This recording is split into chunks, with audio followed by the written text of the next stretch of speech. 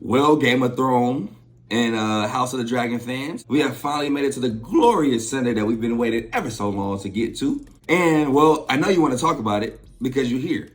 And if you don't want to talk about it, you want to hear about it. So I'm gonna make sure that you didn't heard about it before you leave here. So let's get straight into it.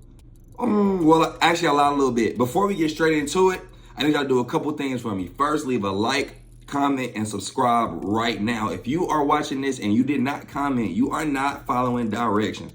I need you to like, I need you to comment right now. And secondly, I need everybody to go follow my Instagram at Garden of Eazy. I will make sure it's somewhere on the screen for y'all because everybody, I understand are not the best spellers. So I'm gonna put it on the screen for y'all somewhere over here and I need y'all to go follow that. Now, with that being said, let's get straight into season 2. Well, due to the fact that I'm sure you clicked House of the Dragon season 2 episode 1 review, you're very well aware coming into this review what was the problem we were dealing with coming into season 2 as a whole. Okay, essentially walking into season 2, we walk in with two huge problems. One, who is going to succeed Viserys? And two, what is Rhaenyra going to do in retaliation to her son being killed by Aemon? And, and well, honestly, Daemon's kind of looking at her like this right now. Everybody, nobody believes in you. What are you prepared to do about it? Don't let no one come into your house, take your meal, do what you need to do today. I'm not nervous, I'm just telling you. And well, truthfully, we all seen how Aemon did Luke thousands and thousands of feet in the air. That shit was brutal. And I can only imagine the fear that he was facing because I know when I'm on a Delta airplane and a little bit of wind shake my plane, I'll be about to doodle on myself. Yeah, I'm going to be dying. I'm going to be dying today. No, you're not going to die. Yeah, I'm going to die. See, you're going. So I can only imagine the fear in his heart as that shit was transpiring. R.I.P. my dog Luke, man. So the bulk of this episode to me is mothers having to deal with the consequences of actions from their children, right? But more specifically, we see Alicent. We see the struggles that Alicent is going through within her household, and more importantly, the problem of Aegon being a king. We see that Aegon is an asshole, which I'm pretty sure that we all expected him to be. And it's highlighted by the lack of seriousness that he takes what he's actually doing. And that was kind of highlighted from the scene where he brought his son into the room while they were having this meeting. His son might be all of, at maximum, 4 years old. And he just felt like he could do it since his son was going to be king one day anyways. But in all honesty, his son was just causing a bunch of problems in a meeting in which they needed to be very serious and they had very serious things to talk about. It pretty much just completely highlights his lack of maturity for the job.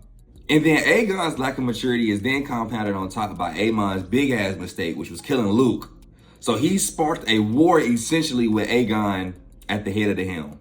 And well, the reality is Aemon is the guy that's probably more fit to actually be the king over Aegon.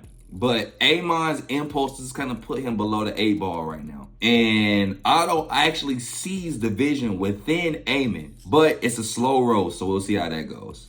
All of this is going on while almost none of her sons give her really any respect. So it's safe to say that Alicent is having a rough ass time nonetheless. And it also doesn't help that her dad undermines everything she says, which only amplifies the amount of fucks that they do not give about what she has to say.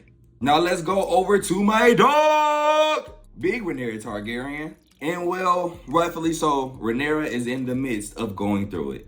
So our initial insight as to how Rhaenyra is feeling does not come from Rhaenyra herself. At first, it comes from the princess. Daemon is upset because he feels as if though a mother is grieving, a queen is abandoning her duties. And the type of person that Daemon is, he doesn't necessarily put those things first. He feels like the duty of being a queen comes before the duty of being a mother. And what the princess is trying to explain to Daemon is, it's hard for any parent to fully grieve their child being dead or being told that their child has been killed without any actual proof, without seeing a body, without seeing remains, without seeing his personal belongings. They need something so that their souls can rest. Because the last thing you ever want is to be told that your child is gone and the whole time your child is alive somewhere being tortured and just feel abandoned. You can't live with that guilt on the inside. So that's why Rhaenyra is off flying around the world just trying to find the remains of Luke so that she can confirm it and move on with her life. So we finally see Rhaenyra. Rhaenyra has finally found Luke and she's beginning to get the closure that she needs. Oh, and here's a little fun fact. I don't know if y'all remember the dragon roaring, but the dragon was also grieving because Luke's dragon was the child of Rhaenyra's dragon. So it was two mothers technically grieving at the same time. And, well, that's pretty much the moment where she decides this. I want Aemond Targaryen. So, yeah. Hence the idea of the episode being titled, A Son for a Son. And, well, Daemon heard what Rhaenyra had to say. Daemon hires an idiot. That's what I'm about to call him, an idiot. He gives him a very detailed explanation as to who he's supposed to be going to go kill. One eye, the color of the hair, puts up a good fight. Hence, like, all these things kind of give you grown man vibes, right? Not a little infant. Yeah. Well, long story short, the jackasses couldn't find Aemon, so they decided to find Aegon's son and do it to him. Well, you don't actually see him doing to him, but you hear it doing to him, and man, is it vulgar. But that is not what Daemon told y'all to do. So it's safe to say that they probably screwed up big time. I don't know exactly how it's gonna go, but I know that ain't what they asked for. So I'm interested to see how that plays out and how does that end up affecting Rhaenyra and her claim to the throne moving forward. Like I said, I don't know what's going to happen next, but based off what we know about Aegon, I know Aegon's going to throw a temper tantrum and he's probably going to react in a way that's going to probably screw them up even more. A. And B, there's no way Daemon does not end up killing these two dudes for what they've done. Just knowing Daemon, when he finds out, when they tell Daemon, there's no way he doesn't do it to them. I'm almost 100% sure they'll be gone next episode. And briefly, before we get to the end of this video, I want to talk about the Starks real quick because obviously the Starks are a huge reason why we are all here for House of the Dragon. We loved the Starks in Game of Thrones, and I plan on loving the Starks again in House of the Dragon, and I love how they made their characters still look true to that family lineage. Like, they look like direct ancestors of the people that we watched in Game of Thrones.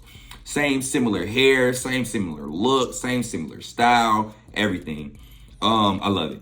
Now, Daemon might have possibly screwed up because the two people he hired to kill Aemon, they did say that he stated a son for a son. And I don't think we actually heard that part initially for Daemon to have said. So there could be a scenario where Daemon told them to just kill somebody if they can't find him. We just didn't see it. It could have been off screen. We might find out more next episode. So I'm interested to see how that ends up playing out. There's always a million and one things going on in House of the Dragon, Game of Thrones. I'm sure y'all know the vibe. I'm sure I probably missed out on some things. So if I missed out or forgot about something or was wrong with something, please comment right now and correct me or let me know. I hope y'all enjoyed the first review for House of the Dragon. This is just the beginning, as I'm sure y'all know that we are about to have a roller coaster ride for season 2. So if you don't watch, you need to start. If you watch, keep going. That's all I got for y'all today, man. Don't forget to like, comment, subscribe. Don't forget to follow me on Instagram. With that being said, y'all have a great day.